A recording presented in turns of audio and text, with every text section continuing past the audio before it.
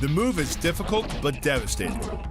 There's no opposing object to push against, so all the energy of the move must come from the momentum of the leap and the acceleration of the kick. The snapping motion of the lower leg functions much like a coiled spring. When unleashed, the kick reaches impact speeds of 20 miles per hour and delivers up to 400 pounds of force to the opponent's chest. The key to this synergy of speed and power is punch technique, punch location, and punch frequency. With your elbows tucked in behind your fist, the energy of each punch is maximized. And because the punch is delivered to your opponent's core along a center line, the more directly that force is transmitted to his body. The effect is similar to that of continually slamming a battering ram against a door. No matter how strong, it can only sustain so many blows before it collapses. This kick is all about speed.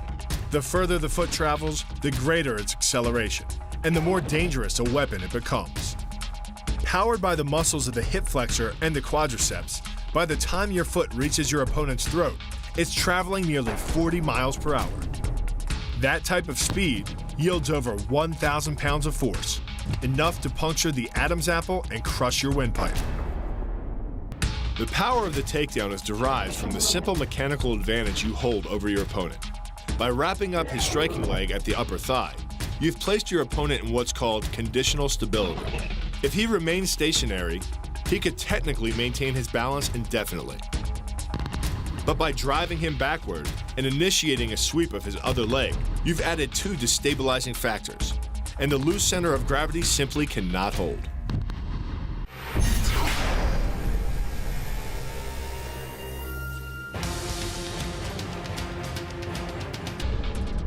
Labai works on a concept called the couple.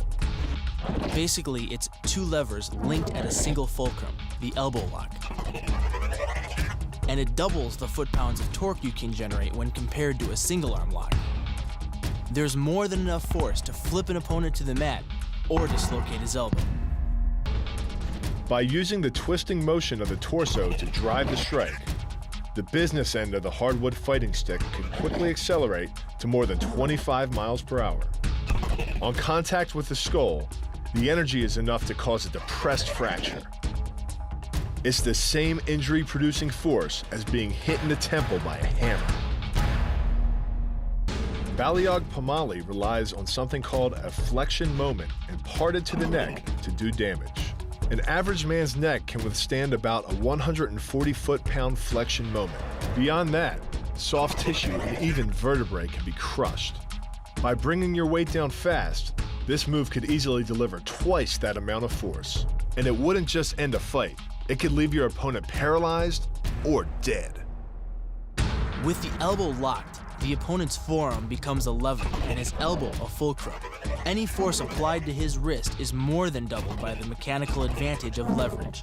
By jerking hard on the arm, you could easily hyperextend the elbow, the same kind of injury that you'd sustain falling hard onto your outstretched arm. By getting close, the opponent's neck is exposed. But because of the close range, the hand doesn't generate a huge amount of force. It's enough to stun, but probably not enough to cause severe injury. But replace the hand with a weapon, a stick or a knife, as you would in combat, and this could become a kill shot.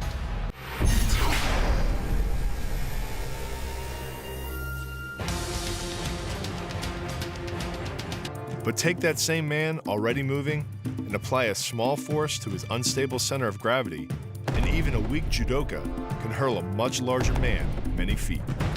The throw works just like a crowbar, where your leg is the lever and your hip is the fulcrum. The trick is positioning your body in just the right place. If you're just an inch off the placement of your thigh and hip, the amount of energy needed to throw an opponent can more than double. But performed correctly, Uchimata requires almost no energy, yet it can deliver up to 5,000 pounds of force. If it weren't for the mat, a throw like Uchimata would be enough to cause serious injury or even paralysis. You use the strength of your legs to maintain your dominant position while you secure the choke. Just a few pounds of pressure on the collar of his gi is enough to reduce the blood flow to the brain to a trickle and end the match. Hold this move for 10 seconds and the fighter will black out. Hold it just a bit longer and he's dead. By bending the elbow across the fulcrum of your hips, you're subjecting the weak joint to the leverage of two strong forces: the pull of your thighs on his shoulder and your hands on his wrists. As little as 1,000 pounds of force can be enough to destroy the elbow. The leverage of the armbar can supply much more than that.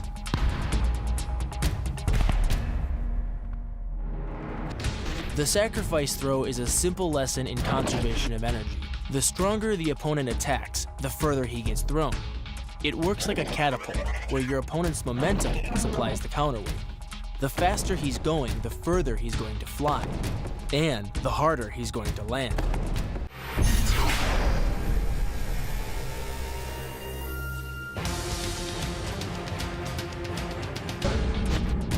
The kick's power comes from the snap of the knee.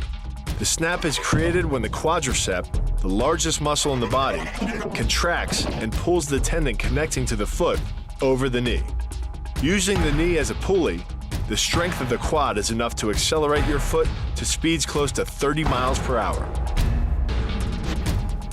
Because the area of impact is focused on a small part of the foot, it magnifies the force of the blow, making it capable of dropping 1,000 pounds of force on your head. It's like getting whacked in the head with a Louisville Slugger. The block works by taking the opponent's blow at an angle, which deflects the energy of the blow away from the vulnerable torso. The harder you block, the further his blow will be deflected, and the more open he'll be to a counter strike. But the key is rotating your fist 180 degrees right before it strikes the intended target. The twisting snap of the arm maximizes the speed of the punch and magnifies the force of the blow by concentrating the impact on the first two knuckles of your hand. Done correctly, it can deliver as much energy as a bowling ball dropped from the top of a house, more than enough to cause soft tissue damage or break a rib. Because it swings through such a wide arc, the wrist is moving at speeds of up to 43 miles per hour. And since the radius doesn't deflect or compress nearly as much as a fist, it can deliver a staggering blow, like being hit with an axe handle.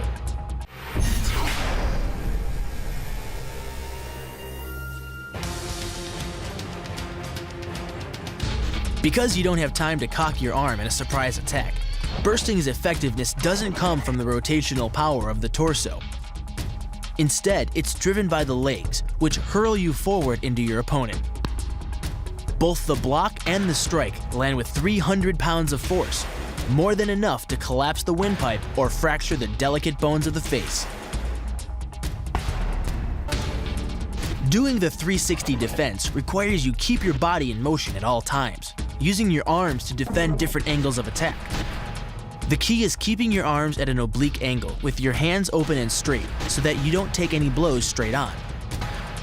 Each is deflected down the angle of your forearm, which reduces its impact. During the choke, your opponent is relying on his grip strength and outstretched arms to maintain the choke. The strength of your back and shoulder muscles is greater than the applied force of your opponent's hold, so it doesn't take much to break his grip. And the closer your hands are to your own neck, the greater the leverage. The disarm is basically a judo wrist lock and uses many of the same principles. By pulling your attacker forward as you turn, he loses his balance, giving you control of his wrist. The barrel of the gun then becomes a lever, allowing you to take the gun. Because you are using the muscles of your torso, which can deliver up to 10 times more force than the muscles of the wrist, the disarm works against an opponent who is much stronger than you. It's essentially an elbow strike from another martial art, Muay Thai. But because the metal doesn't deform on impact, like human bone, every ounce of power is channeled directly into your opponent's face. With the twisting motion of the torso generating the force, and the stiff metal of the M16 providing the impact, it's enough to shatter a cheekbone or break a jaw.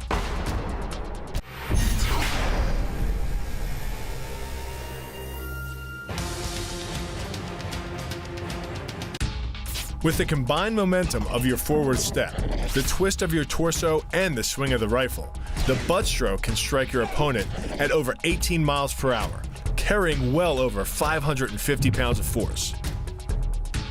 That's enough to drive a 16-penny nail through nearly 2 inches of pressure-treated wood. Add a follow-up slash and thrust with a bayonet, and the butt stroke becomes a real killer. But the real damage from the knee bar doesn't come from gravity. It comes from leverage. Once the knee is locked, your hips act like a fulcrum, and his leg acts like a lever, multiplying any force you apply. So even though the ligaments and tendons around the knee can sustain 1,700 newtons of force, the knee bar can load a lot more than that, enough to completely destroy the joint. To do that, the Marine pushes his opponent at a location above the center of mass, while using his sweeping leg to create a tripping point, which is below his opponent's center of mass.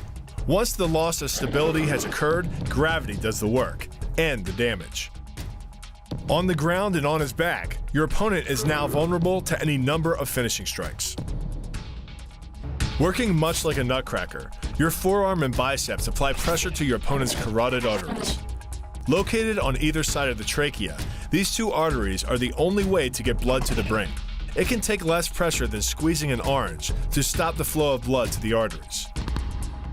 And with no blood flow, the brain shuts down almost instantly. Fight over. By taking control of your opponent's leg, you turn his hip into a pivot point. And there are two forces being imparted about the pivot point, one by the arm above and one by the sweep below. These forces act as a couple, resulting in your opponent's rotation that slams him right to the deck. And given the speed of rotation and the force of gravity, that impact could cause permanent injury.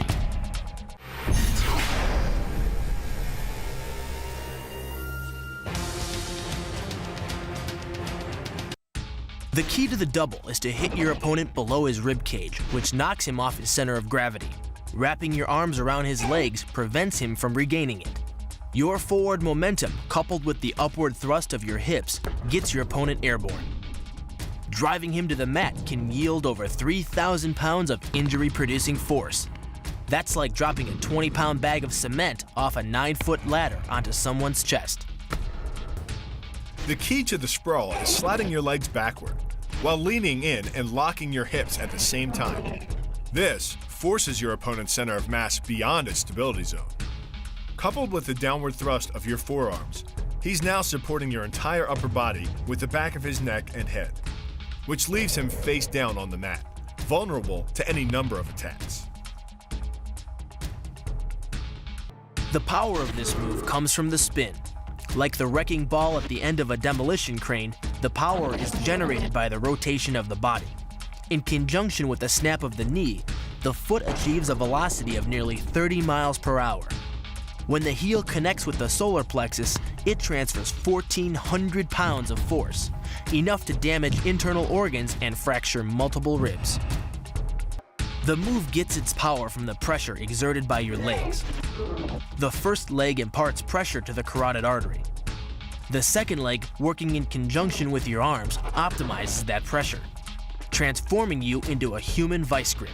If your opponent doesn't tap out, he'll pass out. Much longer and permanent brain damage can ensue. The armbar is a combination of two levers.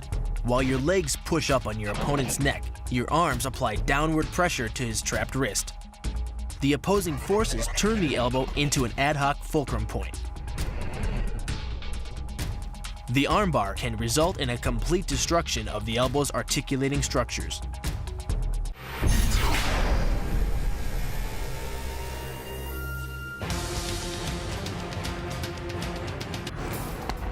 Concussions, broken jaws, and cracked ribs are common.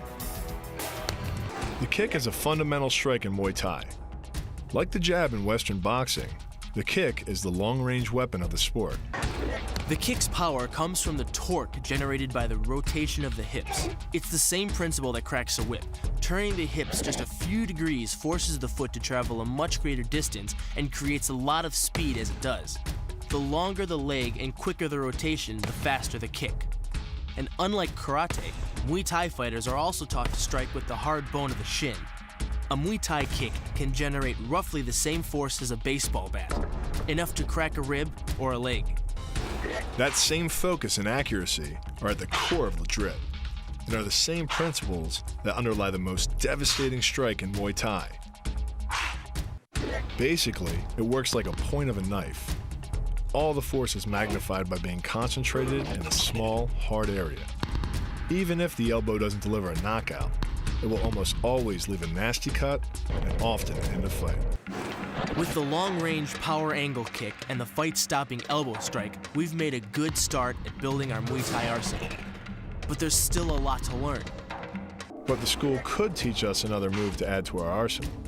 One that works seamlessly with weapons or without. The knee strike. Getting in close neutralizes the opponent's weapon advantage. Then, in the clinch, we bring the power of the knee to bear. Unlike the kick, which relies on rotation to create power, the knee gets its power from leverage. Pulling our opponent down as we drive the knee up can deliver up to 2.5 tons of force, enough to lift a car. It's not the arms, but the legs that drive our fists.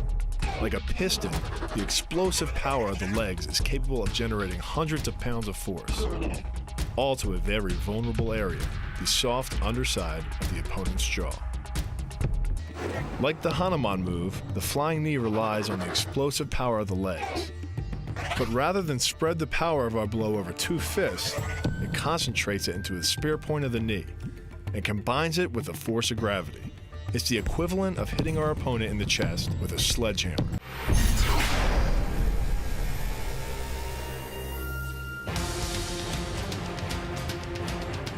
The hyperextension of the elbow, created by pulling back on the locked arm, virtually ensures that he will be taken down. The knee strike to the wrist dislodges the knife and further loads the elbow and shoulder. The technique can easily result in damage to the elbow joint, the tendons of the rotator cuff, or even a broken arm. The key to this move is turning your opponent's lower arm into a lever. By grabbing his arm during the initial attack, you set up the lever such that direct loading to his elbow joint is achieved. Once the elbow is locked and loaded, you can pull a much heavier opponent off balance by simply lowering your center of weight. With practice, the ninja can hit his intended target from distances as great as 45 feet. At impact, that's more powerful than a Major League Baseball pitch. This move is more about timing and precision than power. Instead of hacking through the limb, the first strike imparts an injury just a few inches below the elbow. The sword's razor-sharp blade easily slices through the soft tissue of the attacker's arm. This opens up his defense and provides the ninja a clean opportunity to deliver the kill stroke, a powerful shot to the top of his head.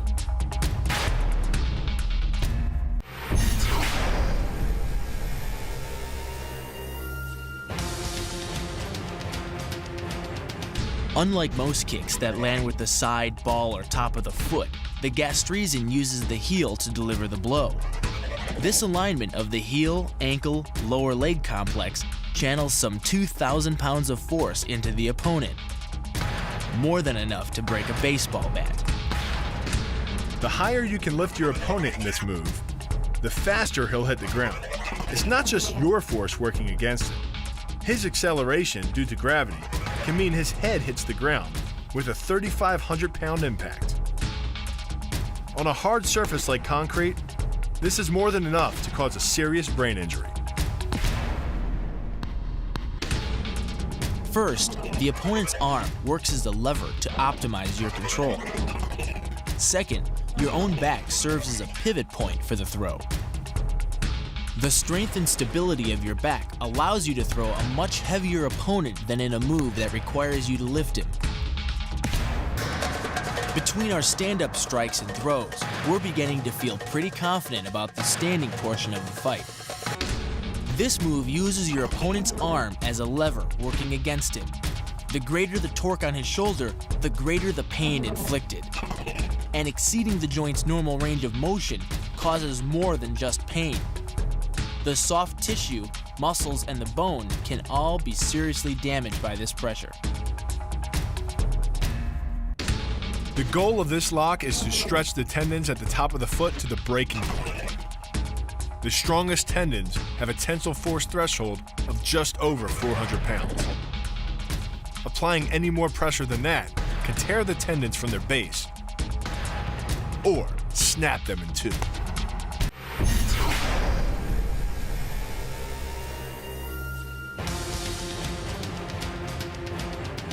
The key to this move is kick speed and kick placement. Powered by the rotation of the hips and the strongest muscles in the body, the quadriceps, at the point of contact, the kick is traveling 25 miles per hour and can impart 550 pounds of force. The wider the foot travels from the center of its axis, the more speed and power it picks up.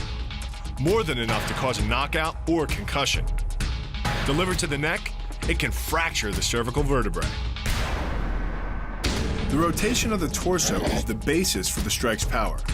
Because the torso has an effective mass far greater than the arms, its rotation can impart up to 400% more force to your target. And the last-minute rotation of the wrist can magnify that force even more. These alternating points of leverage are the basis for the move. Locking the hands high behind the shoulder blades puts you in control of your opponent's center of mass, which in turn negatively affects his conditional stability. Dropping the hands behind the lower back and driving your chin into the chest further disturbs his center of mass and makes resistance from this position nearly impossible. The application of maximum force ensures you maintain control while driving your opponent to the ground. The first elbow strike can accelerate to a speed of 25 miles per hour in less than a quarter of a second. Less than a third of a second later, the initial strike is followed by another, equally devastating shot. By employing the bony tip of the elbow, these strikes deliver a double dose of injury-producing energy and can result in a broken nose, facial fractures, or a wicked cut. By propelling your body into the air, you effectively become a human missile, hurling your entire body mass into your opponent's gut. The force created by the body's forward momentum is partially absorbed by your opponent, which can knock the wind out of him or even crack a rib. But the coup de grace is the elbow chop. Impacting with the head at nearly 15 miles per hour, a solidly landed elbow to the head's frontal bone can knock your opponent out, fracture his skull, or cause serious spinal cord damage.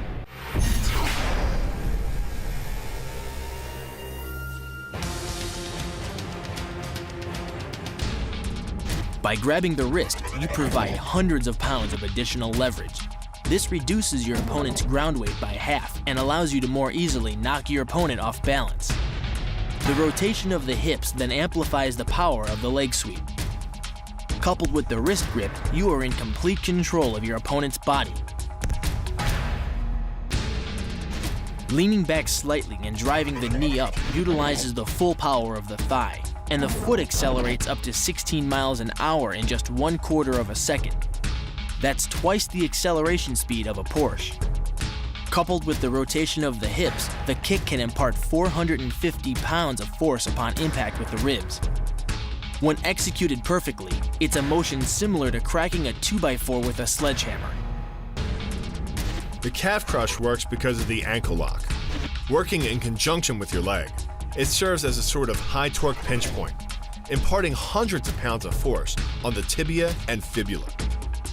The tibia and fibula are some of the strongest bones in the human body, but creating this pinch point allows you to deliver enough force to easily break them, which leaves your opponent with two choices: tap out and admit defeat, or risk permanently losing the use of your leg.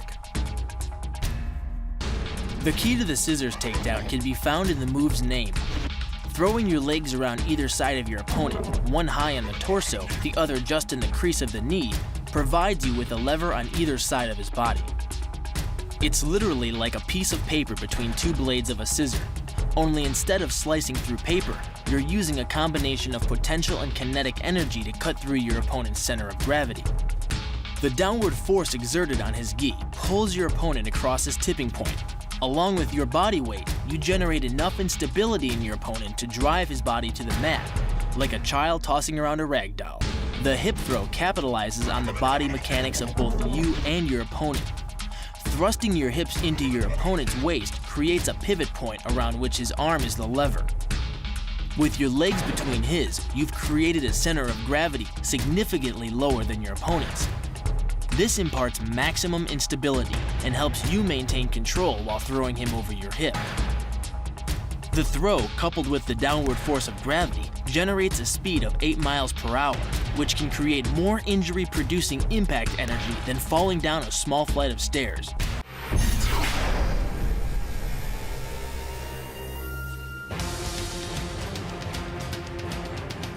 This roundhouse kick is designed for maximum impact. With the powerful muscles of the thigh yanking the tendon over the knee, the foot accelerates from 0 to 21 miles per hour in just 1/3 of a second. Combine that with the reinforced shoe, and this kick can drive the nose bone back up into the brain. In this move, the forward propulsion of the hips, combined with the piston motion of the lower leg, can send well over 700 pounds of force directly through the rigid bone of the heel. This impact won't just knock an opponent down. The force is enough to permanently damage his kneecap. It's aimed at the largest gland in the human body, the liver. A direct hit won't just bring an opponent down. It can rupture the gland, causing severe internal bleeding. But the liver is well protected by the rib cage, so the kick must be accurate to within half an inch. This move uses the same principle as a throw in Judo, off-balancing your opponent and then using his momentum to send him down. But it's much more aggressive. The sweep here is actually a strike to one of the most sensitive areas of the body, the Achilles tendon. Leading with the near arm, the first jab travels the shortest distance to the opponent, so what it lacks in force, it makes up for in speed. The second punch, utilizing both the twist of the shoulders and the forward momentum of the kick, can carry over 4 times as much impact. And just a few hundred pounds of force to the temple is enough to cause a knockout.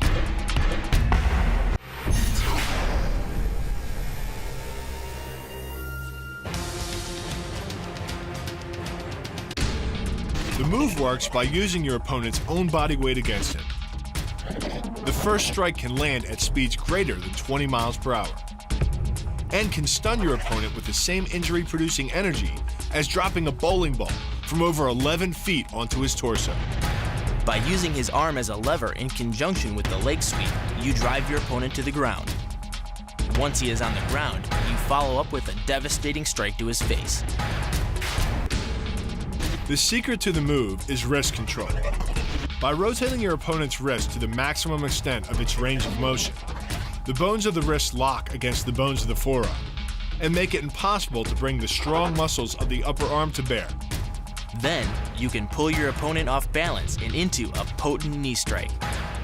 The combined force of the knee strike and your opponent's forward momentum can be as much as 2,000 pounds, enough to dent sheet metal. The effectiveness of the Pola Kaimao lies not in raw power, but in speed.